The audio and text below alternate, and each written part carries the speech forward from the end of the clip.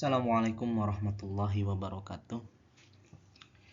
Bismillah, alhamdulillah, wassalatu wassalamu ala rasulillah wa ala alihi washabihi wa malah, amma ba'du. Selamat datang kembali kawan-kawan, teman-teman semua. Pada kesempatan kali ini kita akan sama-sama mendiskusikan suatu tema penting mengenai manhaj as-salafus salih dalam ahli sunnah wal jamaah.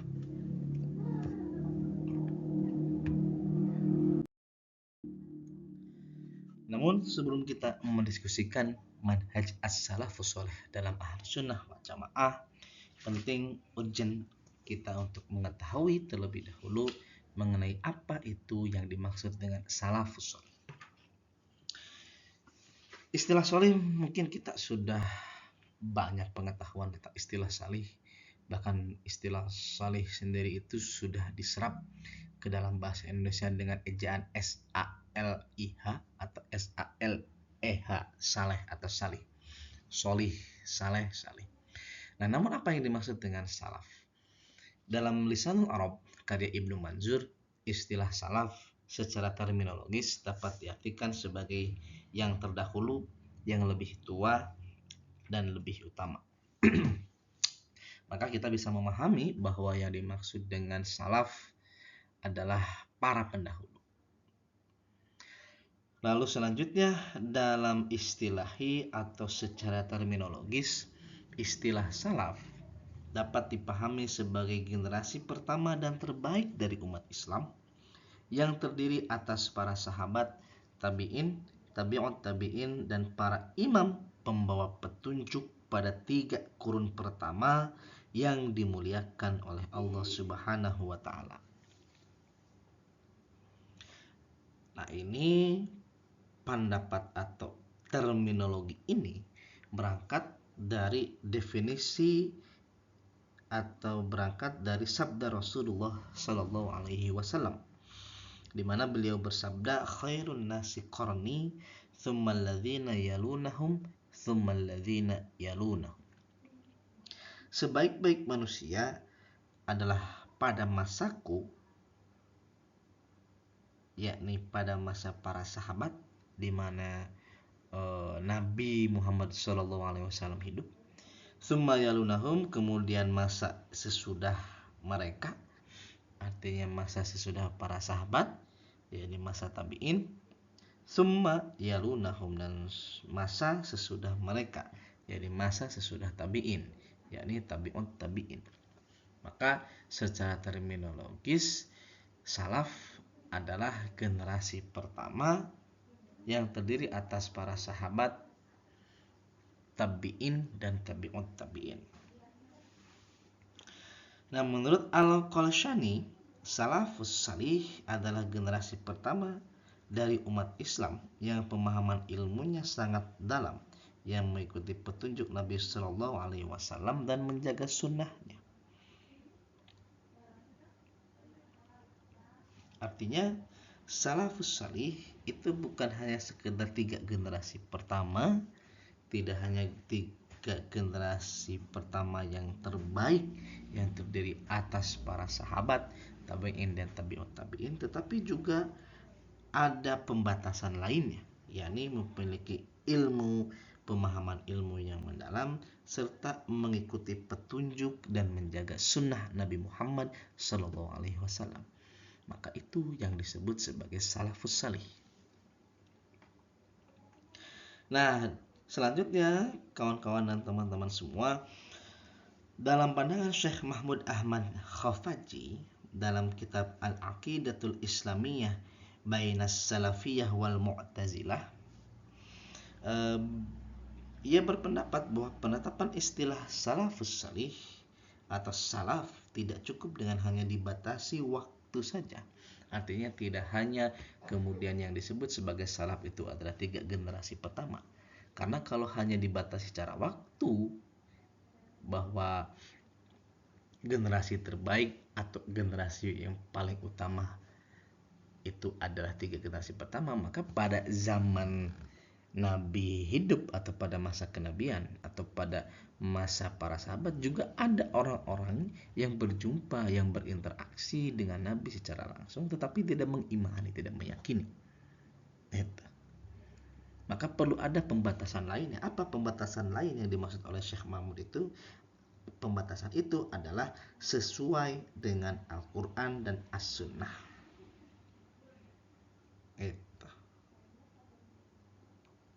Maka yang disebut dengan salafus salih adalah generasi pertama, yakni terdiri atas generasi sahabat, tabi'in, tabi'ut tabi'in, yang hidup laku lampahnya itu selaras dan sesuai dengan pedoman petunjuk yang ada dalam Al-Quran dan As-Sunnah.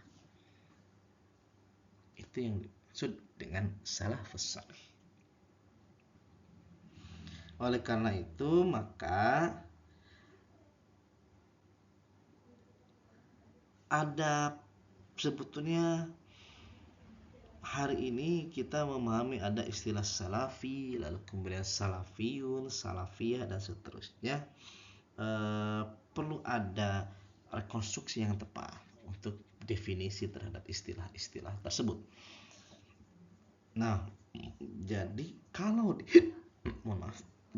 didasarkan pada pengertian yang demikian, maka seorang salafi adalah orang yang hidup pada zaman sahabat, tabi'in, dan tabi'ut tabi'in, lalu kemudian ia mengikuti petunjuk pedoman yang ada dalam Al-Quran dan As-Sunnah. Itu. Jadi bisa dikatakan siapapun yang pendapatnya itu sesuai selaras dengan Al-Quran dan As-Sunnah, ia adalah seorang salafi. Meskipun katakanlah kalau misalkan mengikuti pendapat Syekh Mahmud tadi, bahwa tidak hanya dibatasi oleh masa atau tidak dibatasi oleh waktu, maka orang yang melewati 3 generasi tersebut juga bisa disebut sebagai orang-orang salafi, karena mengikuti Al-Quran dan As-Sunnah serta mengikuti manhaj-manhaj yang dicontohkan oleh para sahabat, tabi'in, dan tabi'ut tabi'in. Namun begitu juga kalau orang-orang itu katakanlah menyalahi Al-Quran dan As-Sunnah, walaupun hidup pada zaman sahabat, tabi'in, dan tabi'ut tabi'in, maka ia tidak bisa disebut sebagai seorang salafi. Abu Jahal, Abu Lahab, dan sebagainya tidak bisa kita sebut sebagai seorang salafi, karena mereka tidak mengikuti Al-Quran dan As-Sunnah. Mereka tidak mengikuti katakanlah ijma para sahabat dan seterusnya.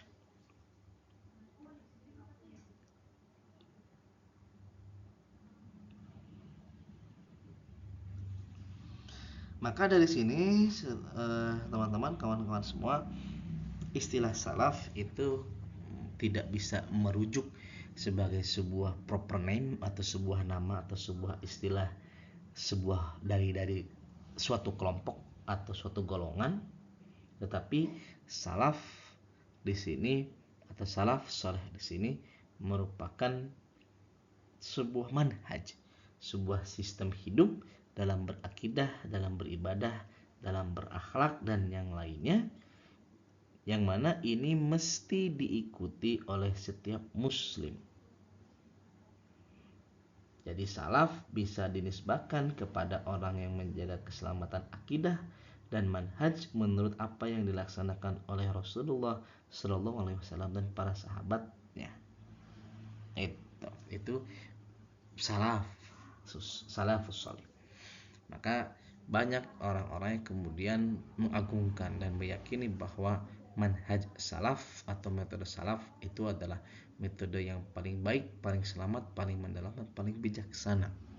Ini yang mesti diikuti oleh seluruh umat Islam, oleh semua orang mukmin sedunia. Kalau mengikuti terhadap manhaj salaf, maka bisa disebut sebagai golongan Ahlussunnah wal Jamaah.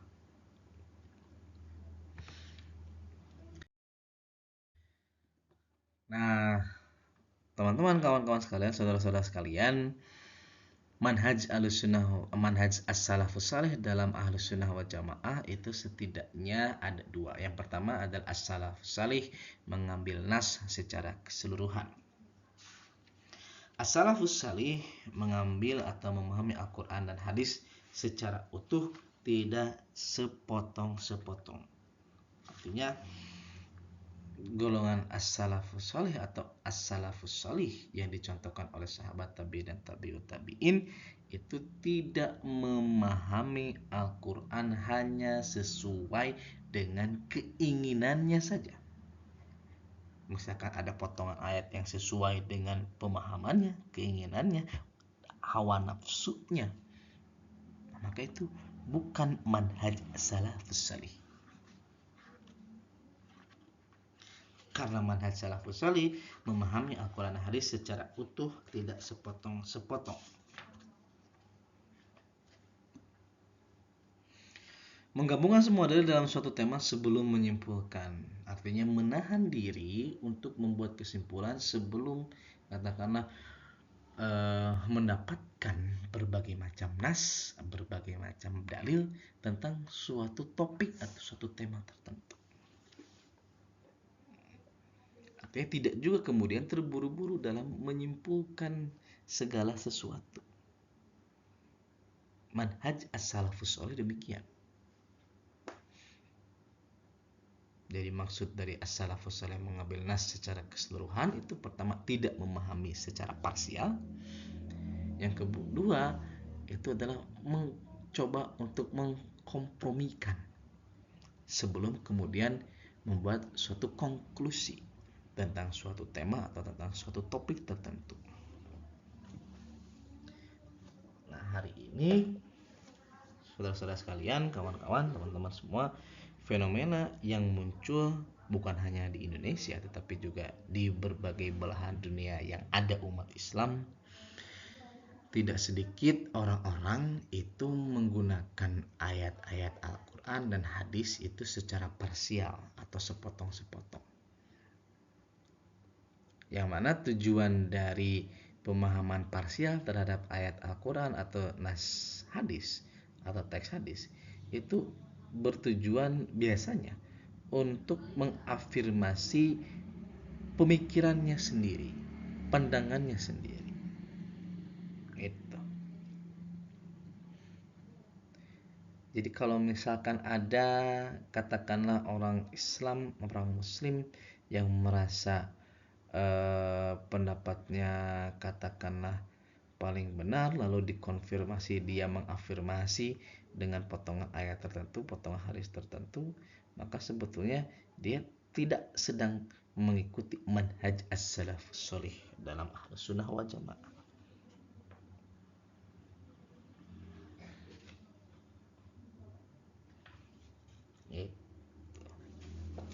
Contoh as-salafus salih mengambil nas secara keseluruhan yaitu pemahaman sifat Allah Subhanahu wa taala tidak literal semata tetapi juga mempertimbangkan kesuciannya dari keserupaan. Artinya bahwa dalam ayat-ayat Al-Quran, dalam hadis katakanlah demikian, dalam pendapat-pendapat para ulama ada pemahaman tentang sifat-sifat Allah atau ada penyebutan mengenai sifat-sifat Allah. Nah, golongan Ahlussunnah wal Jamaah tidak secara literal semata memahami sifat-sifat Allah tersebut, tetapi juga mempertimbangkan bahwa fakta Allah Subhanahu wa taala itu maha suci dari keserupaan. Laisa kamitslihi syai'un wa huwas samiul basir. Nah, dengan demikian maka as-salafus salih artinya tidak hanya kemudian mengambil nas secara parsial, secara sepotong-sepotong, tetapi juga secara komprehensif mencoba untuk memahami sifat-sifat Allah, nama-nama Allah, yang kemudian dalam pemahaman tauhid golongan Ahlussunnah wal Jamaah ini yang disebut dengan tauhid asma wa sifat. Lalu selanjutnya Aswaja meneruskan cara pandang keseimbangan antara nas nakli, teks, dan nas akli atau rasio. Artinya juga as-salafus salih mengambil nas secara keseluruhan, dalil secara keseluruhan. Artinya tidak kemudian memang posisi posisi akal tidak lebih tinggi daripada posisi teks, posisi nakli dalam pandangan Ahlussunnah wal Jamaah. Tetapi kemudian tidak berarti bahwa golongan Ahlussunnah wal Jamaah ini meninggalkan sama sekali dalil-dalil akli, tetapi mencoba untuk menyeimbangkan tanpa perlu mengalahkan nakli oleh akli. Itu golongan Ahlussunnah wal Jamaah dengan manhaj as-salafus salih. Nah, lalu yang kedua, saudara-saudara sekalian, dari manhaj as-salafus salih dalam Ahlussunnah wal Jamaah adalah bermanhaj atau bermetode kebijaksanaan dan keadilan. Salafus saleh bersikap bijaksana dan adil dalam menghadapi perbedaan, sehingga golongan salafus saleh itu tidak mudah memvonis orang lain, apalagi yang berbeda pandangan, berbeda pemikiran, berbeda pendapat, sebagai orang yang sesat atau kafir tanpa adanya hujjah yang jelas.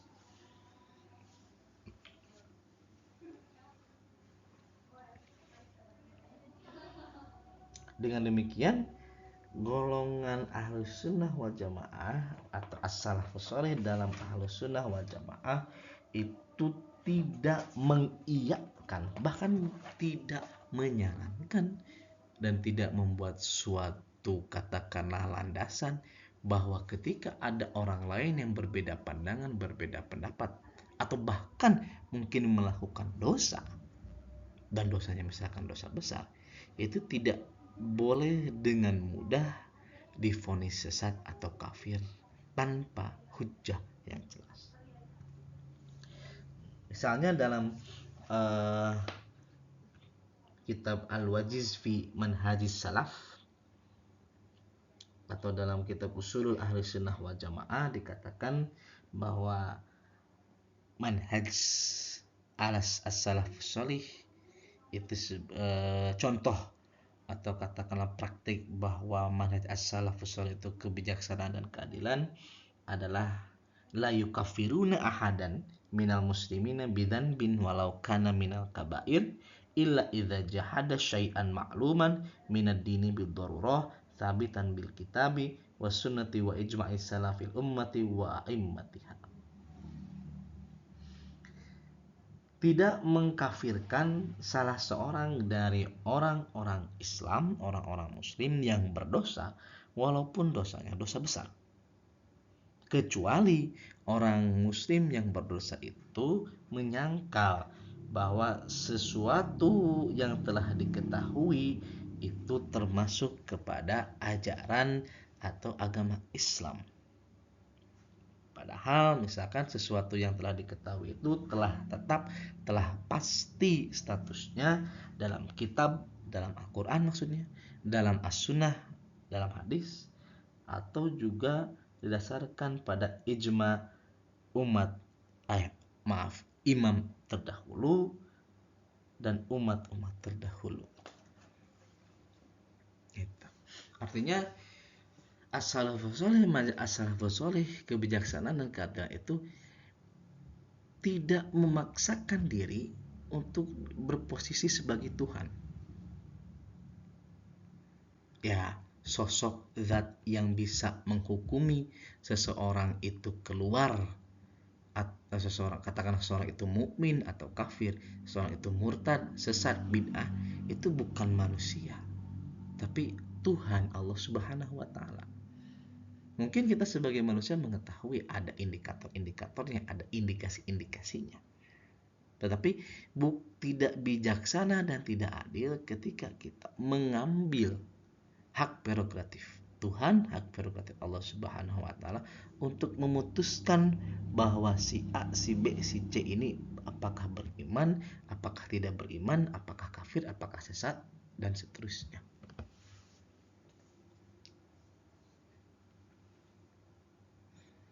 Nah, contohnya pembedaan sikap terhadap orang awam dan ahli ilmu yang menyimpang. Gitu.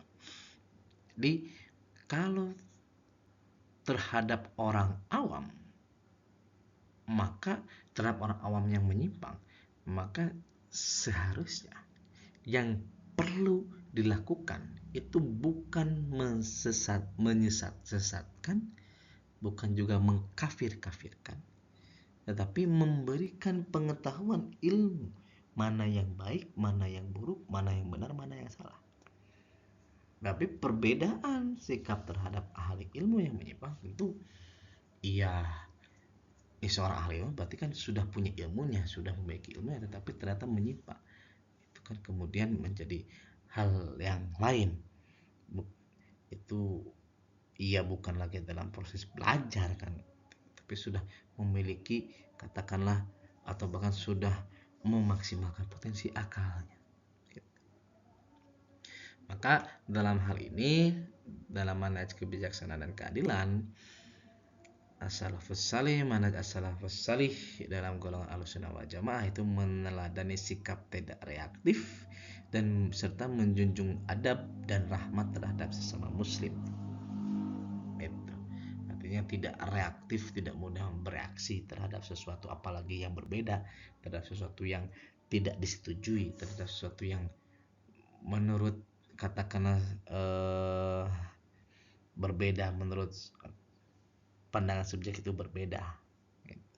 Juga menjunjung adab dan rahmat terhadap sesama muslim, artinya tetap menjaga adab, tetap menjaga kasih sayang terhadap sesama muslim, karena sekali lagi tidak ada yang punya wewenang, hak dan wewenang untuk menentukan status hukum seseorang kecuali Tuhan Allah Subhanahu wa taala. Oleh karena itu, maka harus tetap bersikap beradab dan kasih sayang terhadap sesama muslim.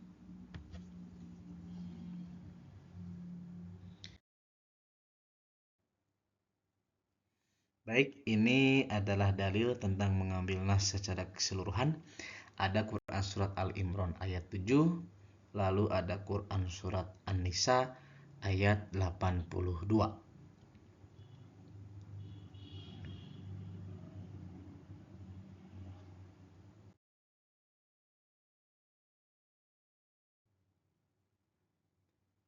Lalu selanjutnya ini dalil tentang kebijaksanaan dan keadilan yang dipegang teguh oleh golongan as-salafus saleh dalam Ahlussunnah wal Jamaah, yakni Quran surat An-Nahl ayat 125 dan Quran surat Al-Maidah ayat 8. Baik, saya kira itu teman-teman, kawan-kawan semua yang dapat didiskusikan pada kesempatan kali ini. Mudah-mudahan ada manfaatnya. Kalau ada yang ingin berkomentar, ada yang ingin menanyakan, silakan di kolom komentar. Baik, terima kasih. Akhirul kalam, subhanallah wa ni'mal wakil. Wassalamualaikum warahmatullahi wabarakatuh.